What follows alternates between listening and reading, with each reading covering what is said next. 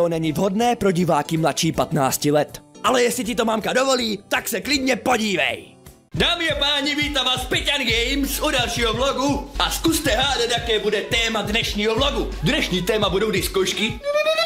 Máš rád diskotéky a celý ten život okolo toho? Spotěné pazuchy, pobluté mušle, pochcané umyvadla a osrané kliky? Nebo taky lehké děvy, těžký chlast, zaschlé semeno v boxu, taneční kreace, anebo breakdance v kaluži z vracanců? Pokud tě tohle všechno bere, tak tento vlog je pro tebe jak ušitý. Jak ušitý. Vyšívaný vlog. Přímo pro tebe. Dám ti pár tipů, co dělat na diskotéce, aby si to pořádně užil. Aby to bylo pořádné mejdlo. Ze všeho nejdřív si řekneme něco o tom, jak nastartovat. Jak se večer nastartovat. Aby to byla ta pravá jízda. Pizda. Nevím jak vy, ale my si většinou koupíme flašku chlastu od Vietnamců a jdeme to vysosat do parku. Protože já nejsem žádný pojebaný multimilionár, aby jsem do sebe lámal panáky za 30 koruny. To my si radši koupíme ty lacné flašky u Vietnamců a zažehneme motory ještě před diskoškou.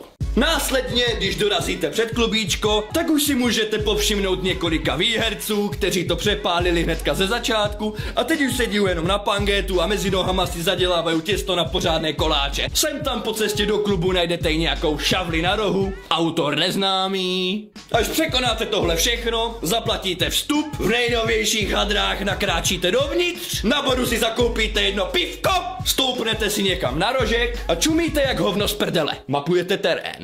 Na parketu se vlní pár spotěných buchet, opodál smrdí několik svegerů a na balkóně si brousí nože Ukrajinci. A do toho všeho dělá DJ, že mixuje hudbu, přitom všechny hudební sety má stažené z YouTube a už před půl rokem mu vypršela trialová licence v programu Virtual DJ. Tak tam jenom stojí jak voják v poli, kýve hlavu mimo rytmus a sem tam si prohrávne pitlovinu, když vidí Uršulu, které už narostl první cecek. V tomto případě je nejlepší to vzít vzdušnou čarou přímo na bar, kopnout pár panáků a už jste doražení, protože ještě v parku jste vyslopali půlku rumu. Pak už vás čeká jenom plno srandy, tanec a možná, když se zadaří, tak možná zbalíte i nějakou fuchtli z Polska. Vletíte na ty barevné parkety, muzika hraje, všecko se točí, chvíli se vlníte, chytáte tempo, po případě kopnete ještě 2 panáky Morgana, ať je z vás pořádný námořník, pořádný pirát, pořádný pyroman. Pak už se budete točit jak vrták na vrtačce, ani vám nebude zle. Pokud nebudete zavírat oči samozřejmě. Jinak byste spadli na zem, nabluli si do hrdla, udusili se a bylo by po prdeli.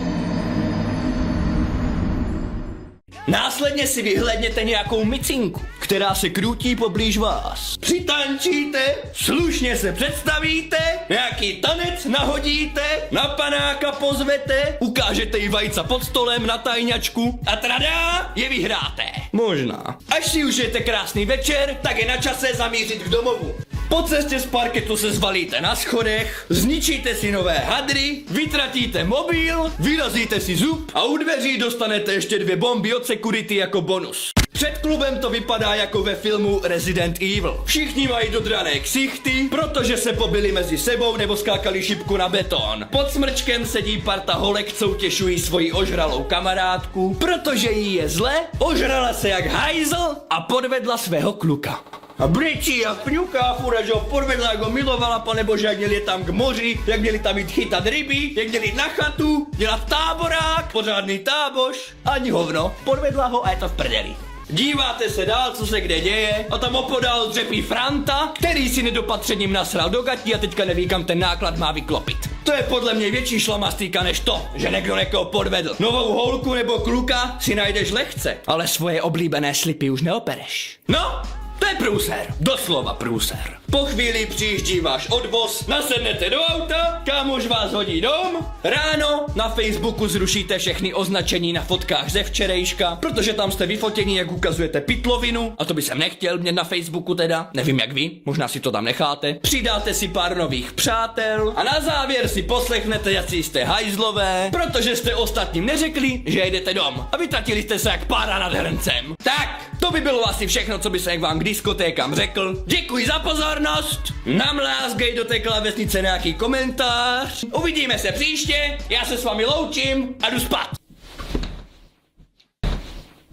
A daj like!